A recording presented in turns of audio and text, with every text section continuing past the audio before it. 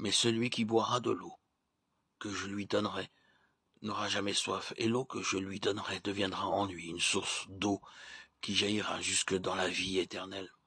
Jean 4, 14. Dans le verset 13, la vie naturelle est illustrée par l'eau du puits qui ne peut continuellement apaiser notre soif. Elle image bien cette vie qui ne saurait répondre aux aspirations profondes de l'âme humaine. Le Seigneur dit que la vie qu'il donnera deviendra en nous une source d'eau qui jaillira jusque dans la vie éternelle. Tout fleuve prend sa source sur une montagne.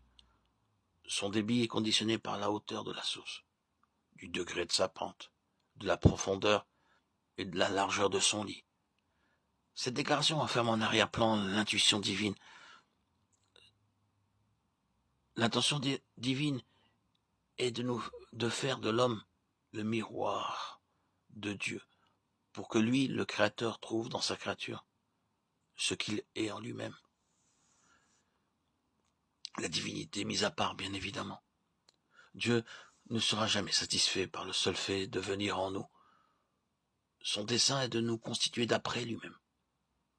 En utilisant la métaphore de l'eau devenant une source, il attire notre attention sur la nécessité que nous occupions spirituellement une position élevée.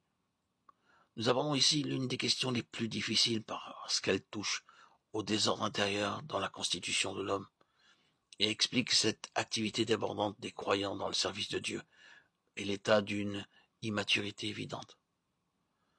Cet aspect dans l'homme a déjà fait l'objet de plusieurs écrits. Il concerne l'âme et l'esprit, et leur différence ne peut être faite avant que leur division ne soit opérée. Hébreux 4, 12.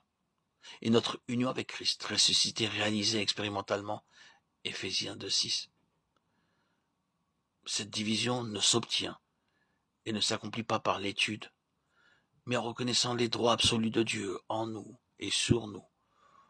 Nous introduisons ainsi la croix, puissance de Dieu, pour les établir par le Saint-Esprit afin de faire de l'Esprit l'organe du service. Romains 1, 9. La pensée de Dieu n'a jamais été un homme en tant qu'individu, mais une famille, un ensemble semblable à lui. Cette aspiration est confirmée par « Faisons l'homme à notre image, selon notre ressemblance » Genèse 1, 26. Dieu créa l'homme à son image, il créa l'homme et la femme, Genèse 1, 27. Et Dieu tira la femme de l'homme, Genèse 2, 21, 22, qui est une image de l'Église tirée de la mort de Christ. Pourquoi donc cette vie est-elle en nous? Parce que l'intention de Dieu a toujours été que sa vie soit celle de sa créature, et ceci est évident, puisqu'il voulait que l'homme soit à sa ressemblance. Paul rappelle cette intention. Quand Christ, votre vie paraîtra, alors vous paraîtrez aussi avec lui dans la gloire. Colossiens 3, 4. Depuis l'ascension, l'Église est en Christ, ressuscitée et exaltée, assise en lui dans les lieux célestes, et depuis la vie a été transférée au ciel. Votre vie est cachée avec Christ en Dieu. Colossiens 3, 3. Selon Matthieu 11, 27, nous ne pouvons connaître Dieu qu'en Christ par révélation. Personne non plus ne connaît le Père si ce n'est le Fils et celui à qui le Fils veut le révéler. Et selon Jean 1, 18, nous ne pouvons voir Dieu qu'en Christ. Dieu, le Fils unique qui est dans le sein du Père, est celui qui l'a fait connaître.